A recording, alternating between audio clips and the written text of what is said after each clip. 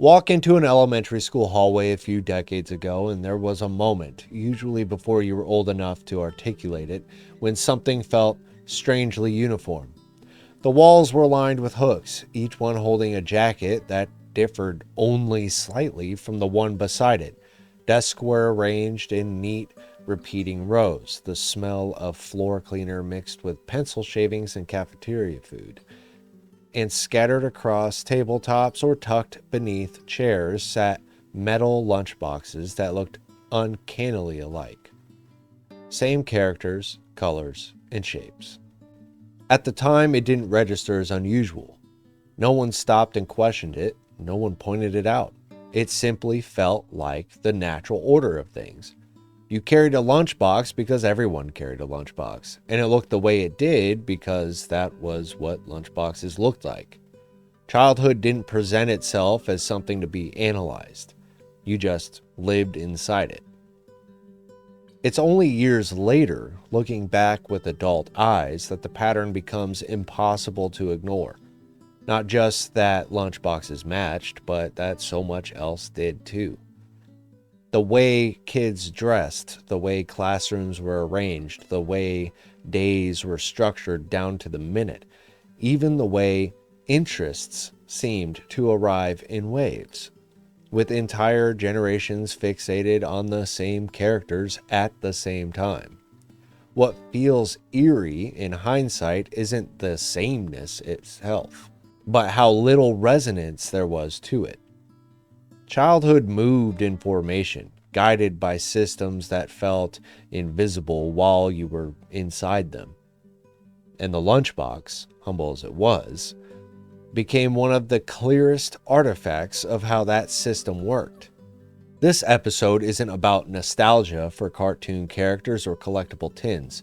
It's about how identity was shaped quietly, how belonging was reinforced without being spoken aloud, and why an entire generation of kids ended up carrying the same object every single day without ever asking why.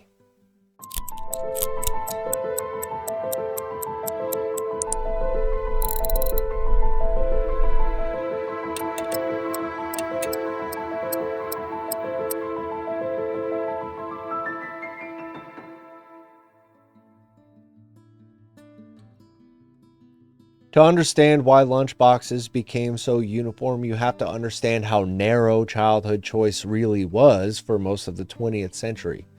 This was a world before personalization, before algorithms, before endless shelves of options designed to cater to every possible interest. Entertainment moved through a small number of pipelines, and whatever passed through those pipelines reached almost everyone.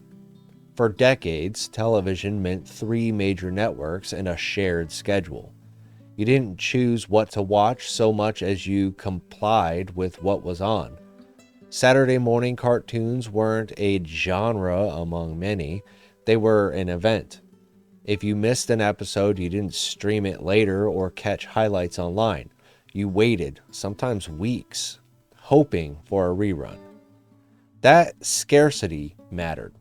It made shared experiences feel larger and more important.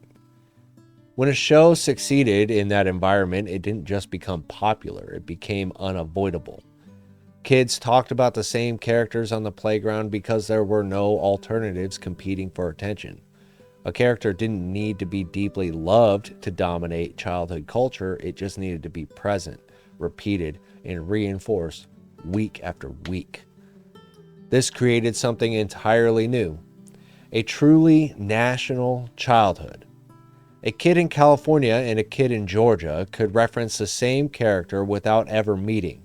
Geography mattered less than broadcast reach.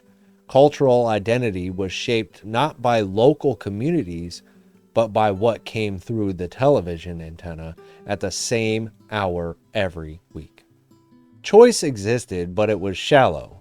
You could prefer one character over another, but only from a short list that had already been chosen for you. There was no long tail of niche interests, no rabbit holes to disappear into. Childhood culture moved in waves and everyone was swept along together. That uniformity wasn't experienced as limitation. It felt normal, comforting even. When everyone around you liked the same things, it reduced friction. You didn't have to explain yourself. You didn't have to justify your interests. You were automatically fluent in the same cultural language as your peers. This environment set the stage for everything that followed. When identity is built from a narrow pool of shared references, objects tied to those references carry enormous weight. They become shortcuts, signals membership without conversation, and once manufacturers realize that, the transition from shared screen to shared lunchbox was inevitable. I kind of pair that with like sports. Like you're from an area, for example, out here, the Atlanta Falcons.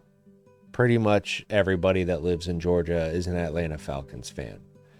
So they all are able to be like, hey, I'm a Falcons fan too. And that's just how that works out. Oakland Raiders, Dallas Cowboys, New England Patriots, et cetera, et cetera. It's just where you're from and everything like that. Usually you're the outlier if you're living somewhere that team is not and you're a fan of that team. But that's okay, nonetheless. By the time a child reaches school age, their world was already tightly managed. Adults decided where they went, when they went, what they wore, and how long they were allowed to do anything before a bell told them to stop.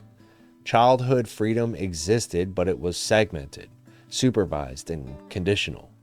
Within that structure, very few personal items were allowed to cross the threshold between home and school. That's what made the lunchbox different. It wasn't shared, it wasn't temporary. It didn't belong to the classroom, it belonged to the child, and it followed them every single day. It sat on desks, under chairs, and along the walls during lunch periods, visible to everyone in the room. Long before kids had language for identity, the lunchbox functioned as one of the earliest outward signals of it. What's important is that this signal didn't operate like self-expression does today. It wasn't about creativity or originality. It was about recognition. A lunchbox worked best when it required no explanation, when other kids instantly knew what it referenced, what stories it came from, and what world it belonged to. The more obvious the reference, the safer it felt. Food was almost irrelevant. Sandwiches could have been carried in paper bags. Thermoses could have been separate.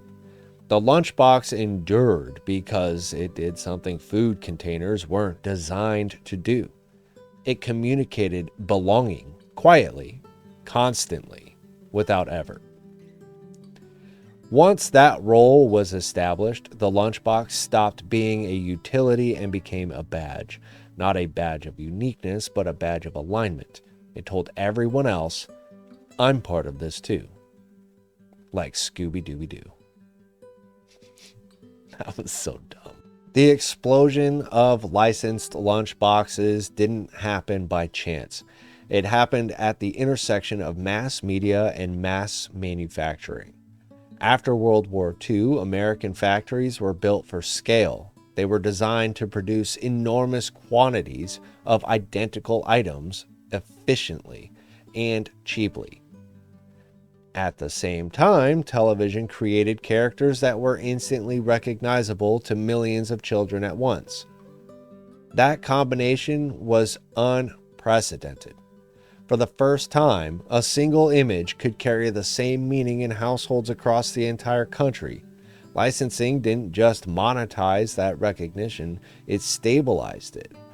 Characters stopped being fleeting moments on a screen and became fixed objects kids could hold, carry, and display. Metal lunchboxes were ideal for the purpose. They were durable, visually striking, and easy to decorate with bold, flat artwork that reproduced well. Once a design was approved, there was little reason to alter it. Consistency reinforced recognition. Recognition drove sales. Variety introduced Risk. Retailers followed the logic. Shelf space was limited. They stocked what moved quickly. Parents followed their own logic. Familiar characters reduced friction. If a child recognized it, arguments disappeared. If other kids already had it, uncertainty vanished. The system didn't need to be enforced, it enforced itself. By the time a lunchbox design dominated a school year, it felt less like a product and more like a default setting. And out of curiosity, I kind of want to know if you had one of these lunchboxes, even if it's like those plastic ones. Like from my day, it wasn't the really the metal ones. It was like the plastic ones. I digress. If you had one, what show or cartoon character was on yours? Let me know. Schools did not invent conformity, but they perfected its daily rhythm. Long before children understood words like structure or discipline, they were living inside systems designed to minimize deviation. Classrooms were laid out with intention. Rows of identical desks faced the same direction. Bulletin boards displayed uniform work. Bells controlled movement, dictating when learning began, when it ended, and when bodies were allowed to move freely. From the first day of school, kids were trained to understand that order mattered. Quiet was rewarded. Compliance was praised. Standing out, even unintentionally, disrupted the flow. Teachers didn't need to explain this out loud. The environment itself did the teaching. Children learned quickly that fitting neatly into the system made the day smoother, while disruption, even harmless disruption, created friction. The lunchbox existed inside that system as a rare variable. It wasn't assigned, it wasn't standardized by the school. It arrived from the outside world and entered a space designed to minimize difference. That contrast made it noticeable. When everything else looked the same, anything that didn't match drew the eye, even if no one commented on it. Over time, kids learned how visibility worked. They learned which differences were ignored and which ones lingered. A different lunchbox might not result in punishment, but it did invite attention. Attention from peers, attention from teachers, attention that followed you into lunchtime conversations and playground interactions. For many children, avoiding that attention became instinctive. The safest option was alignment. Carry what everyone else carried. Remove one more variable from a day already filled with rules you didn't control. The lunchbox became a small way to cooperate with the system without even realizing you were doing it. Well, kind of sounds like something that's going on today, especially with social media. When people imagine childhood conformity, they often picture open cruelty, teasing on the playground, laughter at someone who didn't fit in, but much of the pressure surrounding lunchboxes operated in a quieter, more persistent way. It wasn't aggression, it was repetition. It was being noticed just enough to feel exposed.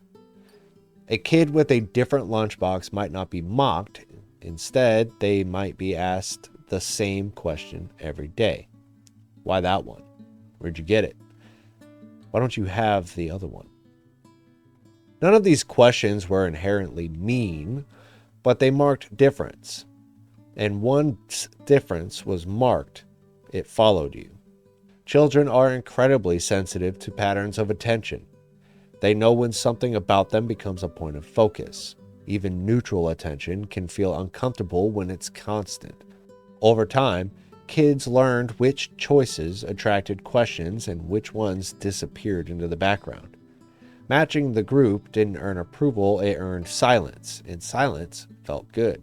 Silence meant you could move through the day without explaining yourself, without defending your choices, without being reminded that you were slightly out of sync. This is how conformity often works. Not through fear, but through relief. The relief of nothing happening. The relief of blending in. the relief of being one less thing for people to comment on. From the adult side of the equation, none of this appeared ideological. Parents weren't thinking about conformity or culture signaling. They weren't thinking about mornings, budgets, and durability. Lunchboxes were tools, and tools needed to work. Hinges broke, clasps snapped, paint chipped, and popular design meant replacements were easy to find. Licensed characters offered reassurance. If a character was everywhere, it felt safe and familiar, vetted by popularity itself.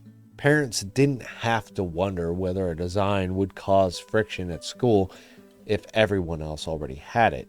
There was no risk of awkward conversation or disappointed kids. Cost mattered too.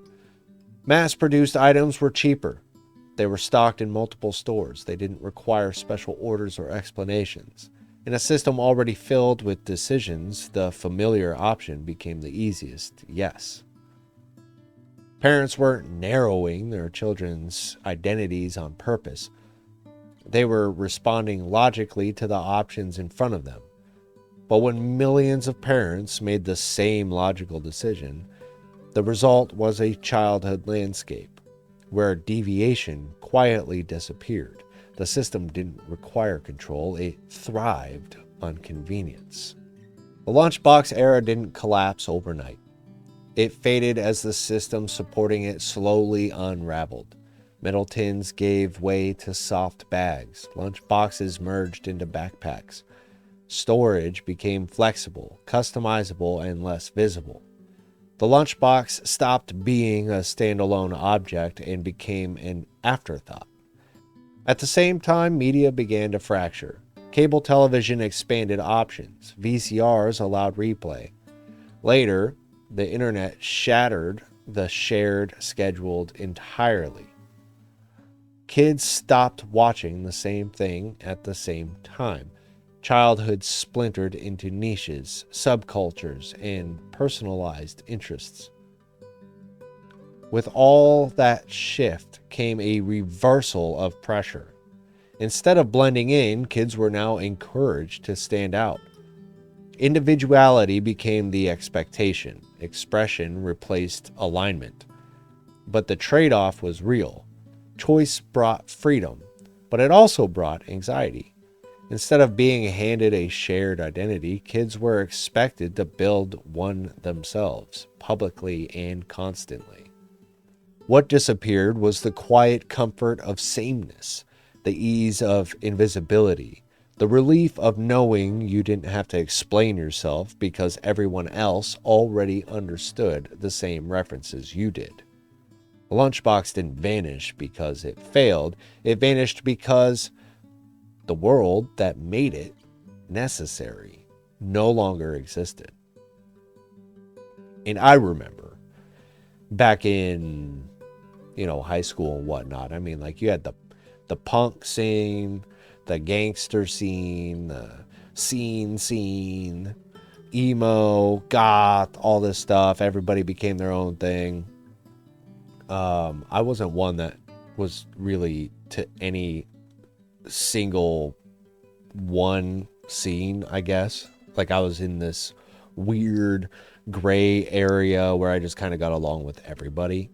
It didn't really matter your clique or your niche. And I'm still like that. I still get along with everybody. I don't care what your interests are. As long as you're a cool person, I'm cool with you. But yeah, but I remember the differences, the Aeropostale wears, Abercrombie and Fitch, American Eagle, Polo, etc., and then the FUBU and you guys remember FUBU, For Us, By Us? That stuff was comfortable, man. But stuff like that, and then like the big giant jeans that like the goth kids wore, or the long jacket, which is still a staple in the goth world, and stuff like that. It was just a weird time in high schools when everybody was figuring themselves out. But it was a really fun time because everybody was figuring themselves out. And so, anyway, it's fun to reminisce on that sometimes. Looking back, identical lunchboxes weren't evidence of a dull childhood, they were evidence of a shared one. A world where kids moved together, consumed the same stories, and learned the same social lessons at the same time. The lunchbox was never just a container, it was a signal, a stabilizer, a small, everyday object that reveals how deeply systems shape identity before we're aware we're being shaped at all. Every kid didn't have the same lunchbox by accident. They had it because, for a while, childhood itself was designed that way.